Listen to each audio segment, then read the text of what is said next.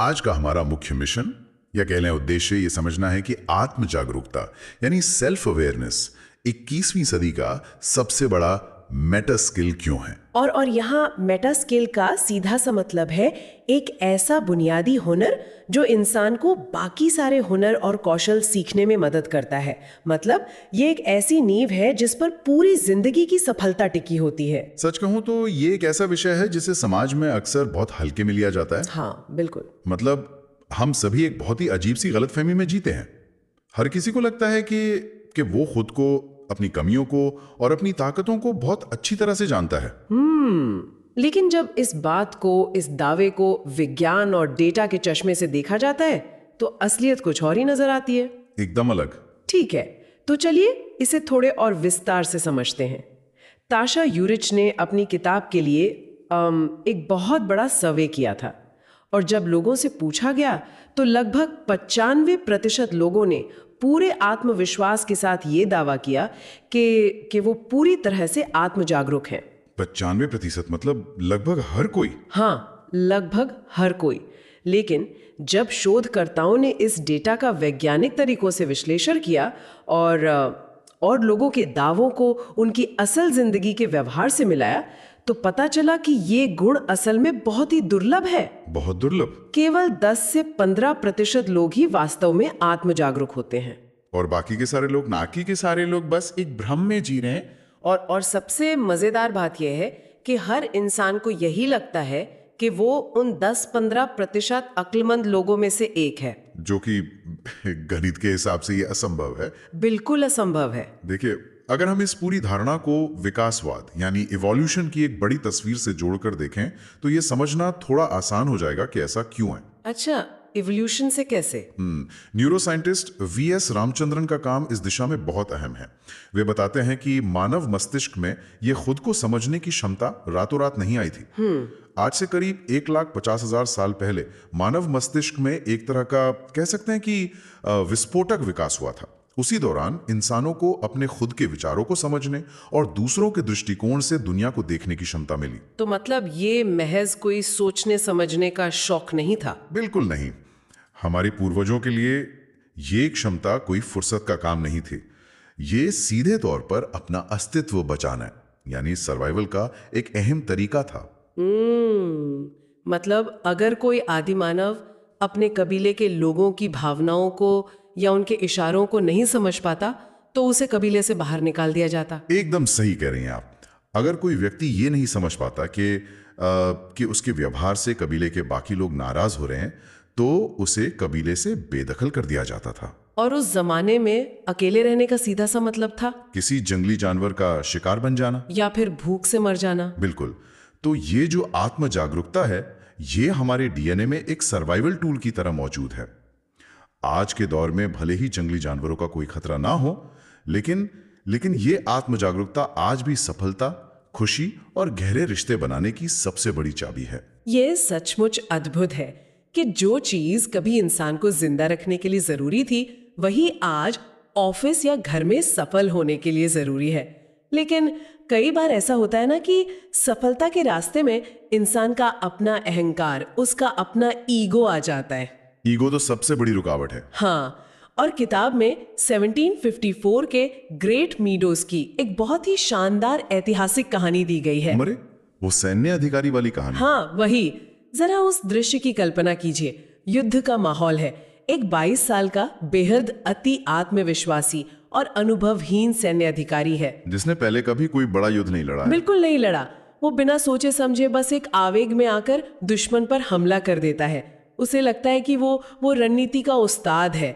उसके बाद वो एक दलदली और नीची जमीन पर एक कमजोर सा किला बनवाता है जिसका नाम रखा गया फोर्ट नेसेसिटी। और सबसे हैरानी की बात यह है कि उसने उस किले की जगह भी बिल्कुल गलत चुनी थी। एकदम गलत। सीधा सा मतलब था कि दुश्मन के सैनिक आसानी से पेड़ों के पीछे छिपकर किले के अंदर निशाना लगा सकते थे। बिल्कुल।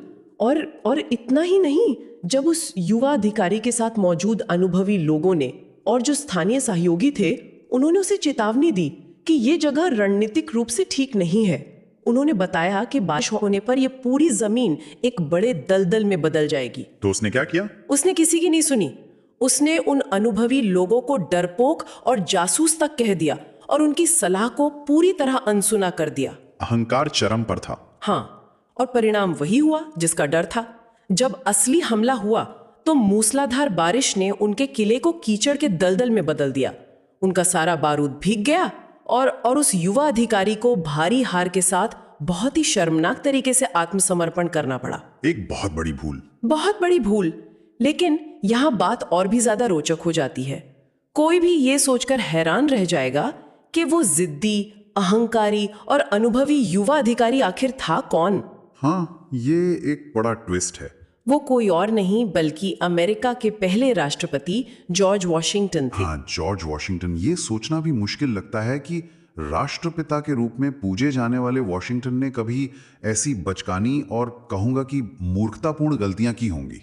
हाँ, लेकिन वॉशिंगटन 1.0 जो कि एक अहंकारी युवा था, वहां से वॉशिंगटन 2.0 जो कि एक महान, शांत और विनम्र नेता बना तक का उनका सफर ही आत्म जागरूकता का सबसे बेहतरीन उदाहरण है। उन्होंने खुद को बदला। बिल्कुल, उन्होंने अपनी कमियों को स्वीकार करना सीखा और ये समझा कि वो सब कुछ नहीं जानते। और वॉशिंगटन की ये कहानी सीधे तौर पर इस किताब की मुख्य अवधारणा से जुड़ती है। ताशा यूरिच और उनकी टीम ने 750 से अधिक वैज्ञानिक अध्ययनों का गहराई से रिव्यू किया है। 750 अध्ययन, ये एक बहुत बड़ा नंबर है। हाँ, और उन्होंने जो निष्कर्ष निकाला वो इस विषय को देखने का हमारा नजरिया ही बदल देता है। उन्होंने पाया कि आत्म जागरूकता कोई एक सिंगल चीज नहीं है या कोई एक सीधी रेखा नहीं है। तो फिर ये क्या है? इसके दो बिल्कुल अलग अलग हिस्से हैं। पहला है आंतरिक आत्म जागरूकता, जिसे इंटरनल सेल्फ अवेयरनेस कहते हैं। इसका मतलब खुद को अंदर से जानना। बिल्कुल, खुद को स्पष्ट रूप से देखना, अपने गहरे मूल्यों, अपने जुनून, अपनी आकांक्षाओं को समझना और दुनिया के प्रति जो हमारी प्रतिक्रियाएं हैं उन्हें गहराई से समझना। और दूसरा हिस्सा है बाहरी आत्म जागरूकता, एक्सटर्नल सेल्फ अवेयरनेस, जिसका सीधा सा मतलब है ये समझना कि दूसरे लोग हमें किस नजरिए से देखते हैं। रोको, ये बहुत ही दिलचस्प है। अक्सर लोगों को यही लगता है ना कि अगर कोई इंसान खुद को अंदर से बहुत अच्छी तरह समझता है, बहुत ध्यान लगाता है, अपनी भावनाएं डायरी में लिखता है, तो उसे ये भी पता होगा कि दुनिया उसे कैसे देखती है। क्या ऐसा नहीं है? नहीं, ऐसा बिल्कुल नहीं है। और यहाँ सबसे दिलचस्प बात यह है कि इन दोनों प्रकार की जागरूकता के बीच कोई भी सीधा संबंध है ही नहीं। कोई संबंध नहीं। संबंध कैसे? उदाहरण के लिए, कोई व्यक्ति अपने विचारों और भावनाओं में बहुत गहराई तक डूबा रह सकता है। हो सकता है वो हर दिन घंटों खुद पर चिंतन करता हो, मतलब उसकी आंतरिक जागरूकता बहुत अधिक हो। हाँ, जो लोग हमेशा खुद में ही खोए रहते हैं। बिल्कुल, लेकिन साथ ही ये भी पूरी तरह संभव है कि उसे इस बात का बिल्कुल अंदाजा न हो कि उसके आसपास के लोग, उसके सहकर्मी या उसका परिवार उसे कितना असंवेदनशील या घमंडी मानता है। मतलब वो खुद को बहुत महान समझ रहा है, लेकिन बाहर के लोग उससे परेशान हैं। एकदम सही। पूरी तरह से जागरूक होने के लिए और जीवन में असल सफलता प्राप्त करने के लिए इन दोनों का संतुलन होना अनिवार्य है। तो ये तो बात हुई कि एक आदर्श स्थिति में क्या होना चाहिए, लेकिन आज का समाज लोगों को क्या सिखा रहा है, ये एक अलग ही और थोड़ी डरावनी कहानी है। बहुत डरावनी। आज दुनिया में द कल्ट ऑफ सेल्फ या खुद की ही पूजा करने का चलन बहुत तेजी से बढ़ रहा है। हाल के कुछ दशकों में सेल्फ एस्टीम यानी आत्मसम्मान पर इतना ज्यादा जोर दिया गया है कि लोग वास्तविकता से ही कट गए हैं। हाँ, स्कूलों में, ऑफिस में, हर जगह लोगों को यही बताया जाएगा कि वे बहुत खास हैं, चाहे वे असल में कोई मेहनत करें या ना करें। हर किसी को पार्टिसिपेशन ट्रॉफी मिल रही है। बिल्कुल। और ये कल्ट ऑफ सेल्फ आत्म जागरूकता के रास्ते की एक बहुत बड़ी रुकावट है। ये शुरू कहां से हुआ? अगर इसके इतिहास में जाएं तो 1960 के दशक के अंत में एक मनोवैज्ञानिक थे, नथानियल ब्रैंडन। उन्होंने एक थ्योरी फैलाई थी। उनका मानना था कि कम आत्मसम्मान ही दुनिया की हर मनोवैज्ञानिक समस्या की जड़ है। अच्छा, तो उन्होंने कहा कि बस आत्मसम्मान बढ़ा दो। हाँ, उन्होंने बड़े बड़े दावे किए कि अगर बच्चों और बड़ों का आत्मसम्मान किसी भी तरह बस बढ़ा दिया जाए तो समाज से अपराध कम हो जाएंगे, बच्चे पढ़ाई में अव्वल हो जाएंगे और हर कोई सफल हो जाएगा। तो क्या ऐसा हुआ? बिल्कुल नहीं। बाद में रॉय बॉमस्टर नाम के एक शोधकर्ता ने जब कई सालों के डेटा का गंभीरता से और निष्पक्ष रूप से विश्लेषण किया तो साबित कर दिया कि ये एक कोरा झूठ था। मतलब सेल्फ एस्टीम बढ़ाना किसी काम का नहीं है। बिना किसी ठोस उपलब्धि के सिर्फ आत्मसम्मान बढ़ाना नुकसानदायक है। रॉय बॉमस्टर के शोध ने दिखाया कि उच्च आत्मसम्मान होने से न तो अपराध कम होते हैं और न ही असफलताएं रुकती हैं। तो फिर इसका असर क्या हुआ? इसका असर ये हुआ कि इस कल्ट ऑफ सेल्फ ने लोगों को अपनी कमियों का सामना करने के बजाय हर चीज में बस मुंगेरी लाल के हसीन सपने देखने की आदत डाल दी। लोग अपनी गलतियों को नजरअंदाज करके बस खुद की तारीफ सुनने के आदी हो गए हैं। इस बात का एक बहुत ही सटीक और मजेदार उदाहरण ट्रेविस ब्रैडबेरी की किताब इमोशनल इंटेलिजेंस 2.0 के डेटा में मिलता है। हाँ, वो डेटा तो बहुत ही हैरान करने वाला था। बिल्कुल। उस डेटा के आधार पर दुनिया भर में ये दावा किया गया कि पिछले एक दशक में लोगों का इमोशनल इंटेलिजेंस या EQ बढ़ गया है। लोग खुश हो गए कि वाह, दुनिया कितनी समझदार हो रही है। लेकिन इसमें एक पेंच था। हाँ, जब ताशा यूरिच ने इस डेटा को करीब से देखा तो उन्होंने एक बहुत बड़ी खामी पकड़ी। वो डेटा लोगों के खुद के द्वारा दिए गए मूल्यांकन पर यानी सेल्फ असेसमेंट पर आधारित था। मतलब लोगों से खुद पूछा गया था कि वे कितने समझदार हैं। हाँ, और जाहिर है सबने खुद को बड़ा चढ़ाकर ही नंबर दिए। ये तो वही बात होगी कि चोर से पूछना कि उसने कितनी चोरी की। एकदम सही। तो समाज में असल में EQ नहीं बढ़ रहा है, बल्कि खुद के बारे में हमारा भ्रम बढ़ रहा है। और ये एक बहुत ही खतरनाक स्थिति है जहां इंसान सोचता है कि वो बहुत प्रगति कर रहा है, जबकि असल में वो सिर्फ अपने अहंकार को पाल रहा है। इंट्रोस्पेक्शन या आत्ममंथन कहते हैं, उससे हम खुद को जान सकते हैं। सच कहूं तो हमें तो बचपन से यही सिखाया गया है कि खुद के अंदर झांकना, अकेले में सोचना एक बहुत अच्छी बात है। ये एक बहुत ही जायज सवाल है और यही आत्म जागरूकता के रास्ते की दूसरी सबसे बड़ी रुकावट है। सोचने का मतलब जानना नहीं है। इसका क्या मतलब हुआ? सिडनी यूनिवर्सिटी के एक मनोवैज्ञानिक हैं एंथनी ग्रांट। उनके शोध ने इस धारणा को पूरी तरह से पलट कर रख दिया है। उनके शोध ने साबित किया कि घंटों इंट्रोस्पेक्शन करने और असल में आत्मज्ञान प्राप्त करने के बीच कोई सीधा संबंध है ही नहीं। ये कैसे संभव है कि खुद के बारे में सोचने से खुद की समझ ही कम हो जाए? इसका कारण यह है कि इंट्रोस्पेक्शन के दौरान लोग अक्सर गलत सवाल पूछते हैं। वे खुद से पूछते हैं, मैं ऐसा क्यों महसूस कर रहा हूं, या मेरे साथ ही ऐसा क्यों हुआ। हाँ, हम हमेशा क्यों ही तो पूछते हैं। और जब इंसान क्यों पूछता है तो दिमाग अक्सर नकारात्मक विचारों के एक चक्रव्यूह में फंस जाता है और अपने बचाव के लिए झूठे कारण गढ़ने लगता है। दिमाग खुद को बचाने की कोशिश करता है। बिल्कुल। हमेशा खुद से क्यों पूछने के बजाय शोध बताता है कि क्या पूछना चाहिए। क्या पूछना चाहिए मतलब कैसे? जैसे ये पूछने के बजाय कि मैं इतना उदास क्यों हूं, ये पूछना चाहिए कि मैं अभी क्या महसूस कर रहा हूं और इस स्थिति को सुधारने के लिए मैं आगे क्या कर सकता हूं। वाह! क्यों हमें अतीत की निराशा में धकेलता है, जबकि क्या हमें भविष्य के समाधान की तरफ ले जाता है। सच में क्यों की जगह क्या पूछना सोचने के पूरे तरीके को बदल सकता है। ये एक बहुत ही व्यावहारिक, बहुत प्रैक्टिकल टूल है। बिल्कुल। तो अब तक हमने रुकावटों की बात की, लेकिन किताब का जो सबसे अहम हिस्सा है वो है इसे सीखने का तरीका। लेखिका ने उन लोगों का बहुत गहराई से अध्ययन किया जिन्हें वे यूनिकॉर्न्स कहती हैं। यूनिकॉर्न्स? हाँ, और ये कोई जादुई जानवर नहीं है, बल्कि ये वो विरले लोग हैं जिन्होंने अपने वयस्क जीवन की शुरुआत तो बहुत कम आत्म जागरूकता के साथ की थी, लेकिन बाद में उन्होंने कड़ी मेहनत करके इसमें भारी सुधार किया। और इन यूनिकॉर्न्स के सोचने के तरीके में 7 मुख्य स्तंभ या पिलर्स होते हैं। हाँ, 7 स्तंभ। ये 7 स्तंभ किसी भी इंसान की आंतरिक दुनिया को समझने का एक तरह से नक्शा है।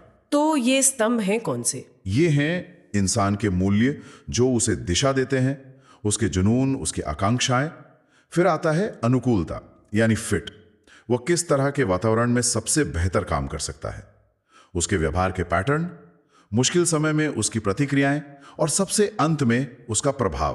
प्रभाव मतलब दूसरों पर उसका क्या असर होता है? हाँ, उसके शब्दों और कामों का दूसरों पर क्या असर होता है। इन सारे 7 स्तंभों को एक साथ समझना थोड़ा मुश्किल लग सकता है, लेकिन बेंजामिन फ्रैंकलिन का उदाहरण इसे बहुत आसान बना देता है। रखा था, बल्कि उन्हें रोजाना जीने के लिए एक डायरी बनाई थी। उन्होंने 13 गुणों की, जैसे ईमानदारी, संयम, स्वच्छता, इन सब की एक सूची तैयार की थी। 13 गुण? हाँ, और हर दिन के अंत में वो अपनी डायरी में एक काला निशान लगाते थे अगर वो उस दिन उन गुणों का पालन नहीं कर पाते थे। ये तो बहुत ही सख्त तरीका है। ये अपनी आंतरिक आत्म जागरूकता और अपने पैटर्न को ट्रैक करने का एक बहुत ही शानदार और लगातार चलने वाला प्रयास था। ये आंतरिक जागरूकता बढ़ाने का एक बेहतरीन तरीका है, इसमें कोई शक नहीं है। लेकिन इससे एक और चुनौती सामने आती है। वो क्या? कोई भी इंसान अपने विचारों और मूल्यों को डायरी में तो लिख सकता है, लेकिन वो बाहरी आत्म जागरूकता कैसे प्राप्त करे? हम एक ऐसी दुनिया में रहते हैं जहां लोग अक्सर दूसरों को उनके बारे में सच नहीं बताते। लोग सच बोलने से कतराते हैं। मनोविज्ञान में इसे मम प्रभाव या मम इफेक्ट कहा जाता है। लोग इसलिए चुप रहते हैं क्योंकि वो सामने वाले को बुरा महसूस नहीं कराना चाहते, या फिर वे किसी भी तरह के टकराव और बहस से बचना चाहते हैं। और ये मम प्रभाव किसी इंसान के विकास को कैसे रोक सकता है? इसे पिक्सार एनिमेशन स्टूडियोज के सह संस्थापक एड कैटमुल की कहानी से बेहतर शायद ही कोई समझा सके। एड कैटमुल की कहानी वो बहुत दिलचस्प है। ये तब की बात है जब कैटमुल अपनी यूनिवर्सिटी में थीसिस लिख रहे थे। उनकी मूल्यांकन कमेटी के एक मेंबर ने उनके मुंह पर उनकी बहुत तारीफ की। कैटमुल को लगा कि उनका काम सच में बहुत शानदार है, लेकिन सच्चाई कुछ और थी। हाँ, उसी विभाग के अध्यक्ष ने उनके काम की बहुत कड़ी और बेबाक आलोचना की। अध्यक्ष ने सिर्फ कमियां निकाली, बल्कि उनके साथ घंटों बैठकर उस थीसिस को सुधारने में मदद भी की। वो एक सच्चा मेंटर था। बिल्कुल। और बाद में कैटमुल को क्या पता चला कि जिस मेंबर ने उनके मुंह पर उनकी झूठी तारीफ की थी, वही मेंबर पीठ पीछे उनके काम की बुराई कर रहा था। तो इस कहानी से जो सबसे बड़ी सीख मिलती है वो ये है कि बाहरी आत्म जागरूकता कभी भी सिर्फ खुद के सोचने से नहीं आती। इसके लिए प्यार करने वाले आलोचकों यानी लविंग क्रिटिक्स की तलाश करनी पड़ती है। Loving critics. ये वो दुर्लभ लोग होते हैं जो सच में भलाई चाहते हैं, लेकिन जिनमें मुंह पर कड़वा सच बोलने की हिम्मत भी होती है। वे झूठी तारीफों से भ्रम नहीं पालते, बल्कि आईना दिखाते हैं। और कई बार ये सच्चाई दिखाने वाला आईना कोई इंसान नहीं, बल्कि कोई भयानक घटना होती है, कोई हादसा। हाँ, किताब में इसे अलार्म क्लॉक इवेंट्स कहा गया है।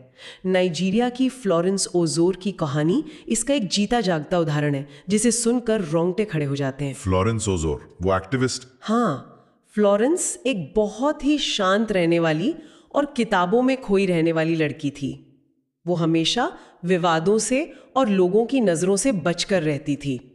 लेकिन एक दिन जब उसने नाइजीरिया में बोको हराम नाम के आतंकी संगठन द्वारा 276 मासूम स्कूली लड़कियों के अपहरण की भयानक खबर सुनी, तो उसके अंदर कुछ टूट गया। 276 लड़कियां? वो खबर उसके लिए एक अलार्म क्लॉक इवेंट साबित हुई।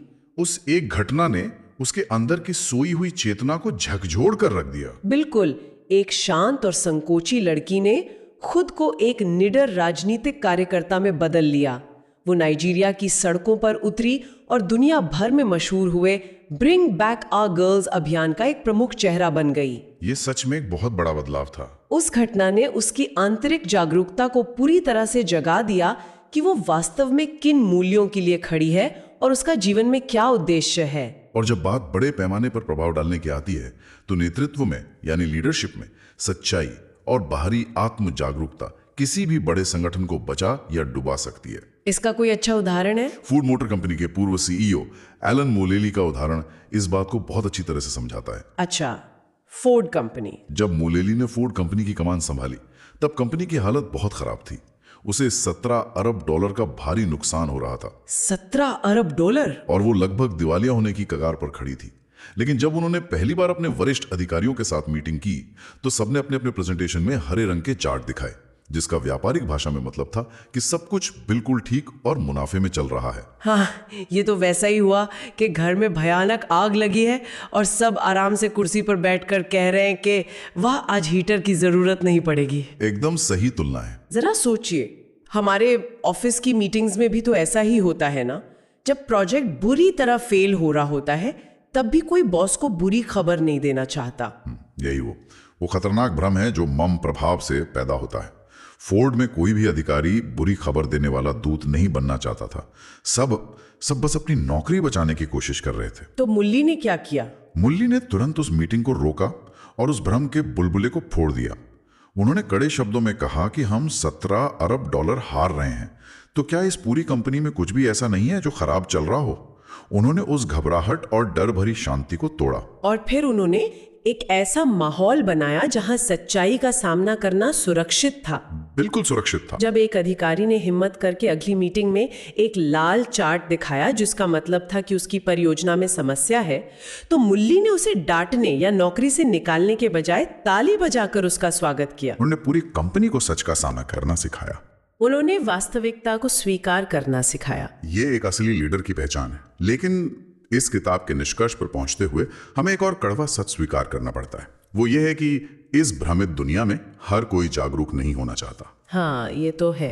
कई बार रोजमर्रा की जिंदगी में ऐसे लोगों से सामना होता है जो पूरी तरह से अंधेरे में हैं और रोशनी देखना ही नहीं चाहते। ताशा यूरिश ने इस तरह के अनजान लोगों को 3 श्रेणियों में बांटा है। हाँ, उनमें से पहले है लॉस्ट कॉज। लॉस्ट कॉज मतलब जिनका कुछ नहीं हो सकता। एकदम सही। ये वो लोग हैं जो कभी नहीं बदलेंगे, चाहे उन्हें कितने भी तथ्य दिखा दिए जाएं। किताब में एक बहुत ही मजेदार लेकिन परेशान करने वाली कहानी है स्कॉट नाम के व्यक्ति की। स्कॉट के बॉस वाली कहानी। हाँ, स्कॉट का बॉस उसे आधी रात को और वीकेंड पर भी काम के लिए फोन करके परेशान करता था। यहां तक कि जब स्कॉट की एक सहकर्मी गंभीर रूप से अस्पताल में भर्ती थी, तब भी उस बॉस ने उसे काम के लिए नहीं बख्शा। बहुत ही असंवेदनशील। और इस पूरी कहानी में सबसे बड़ा मजाक ये था कि वो क्रूर बॉस खुद इमोशनल इंटेलिजेंस पर एक किताब लिख रहा था। अरे बाप रे, ये तो विडंबना की हद है। ऐसे लॉस्ट कॉज लोगों से निपटना या उन्हें सुधारने की कोशिश करना अपने समय और ऊर्जा की बर्बादी है। इनसे बचने के लिए सख्त सीमाएं तय करना ही, यानी बाउंड्रीज बनाना ही एकमात्र उपाय है। और दूसरे तरह के लोग कौन हैं? दूसरे तरह के लोग होते हैं अवेयर डोंट केयर। ये वो लोग हैं जो अच्छी तरह जानते हैं कि वो क्या कर रहे हैं और दूसरों को कितना नुकसान पहुंचा रहे हैं, पर उन्हें किसी की कोई परवाह नहीं होती। और तीसरी श्रेणी है नजेबल।